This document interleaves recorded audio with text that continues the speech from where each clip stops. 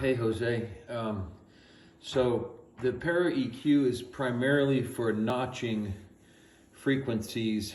You certainly can boost things as well, but I use it only for notching stuff. And so right now I have it off. You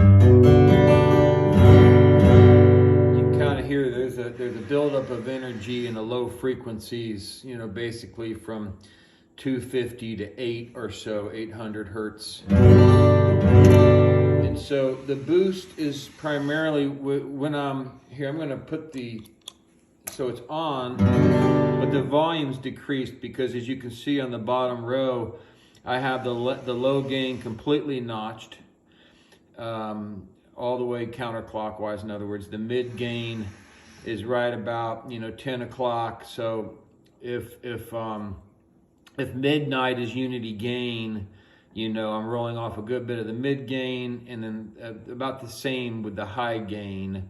And so here's before with nothing, and then after. And so the boost function is to give you back the volume, because when you're notching those frequencies, you're losing volume, of course. And so the top far right where it says boost, this guy, that's how you're going to add attenuation when you turn your boost on. So the boost in this case, it's always on, compensating for the frequencies I'm reducing, the volume therefore I'm reducing. And so what I do, and it's kind of hard to do this without playing, if I bring my unity gain back up to 0 like this,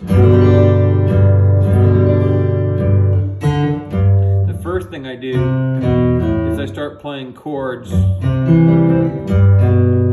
the G chord, that G note specifically, it's hard to make the chord, of course, and then do the adjustment. But I'll do it this way. I'll add. See how now that's to the right of unity gain. And then I'll sweep this until I get, see how now I'm far right, so let me let this note ring. And then as I sweep this frequency knob, I'm looking for it to really start to ring out. Hear that ring out? At which point I'll do the cut. So the first MO, but by mode of operandum, I'm looking for the rogue frequency by that process. And same with the mid gain. If I bring my mid gain all the way up here, I'm going to sweep this.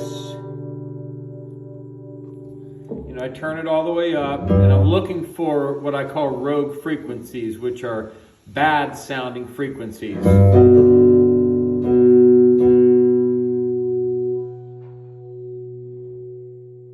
Right about there.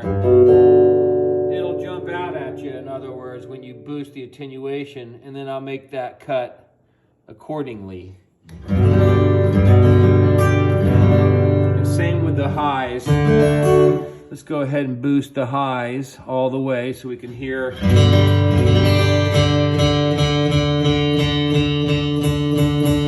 So as I sweep this frequency knob, hear that starting to peak out? So I'm looking for the worst sounding area as I sweep these frequency knobs, which frequency jumps out the most. And then I bring it and reduce it accordingly.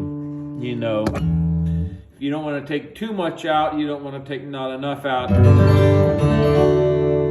And that's how I come up with my end result. And it takes a little bit of practicing. It's called notch filtering.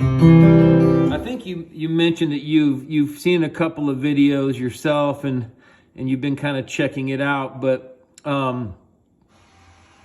it just takes a little bit of practice and kind of training your ear to as you sweep that frequency knob. The key is to turn that those gain knobs pretty much all the way up, because you want those less appealing frequencies to jump out at you as you're sweeping that knob. And the trick, as I've been doing during the video, is how do you do that while you're playing, and then, you know, bend down and adjust those knobs.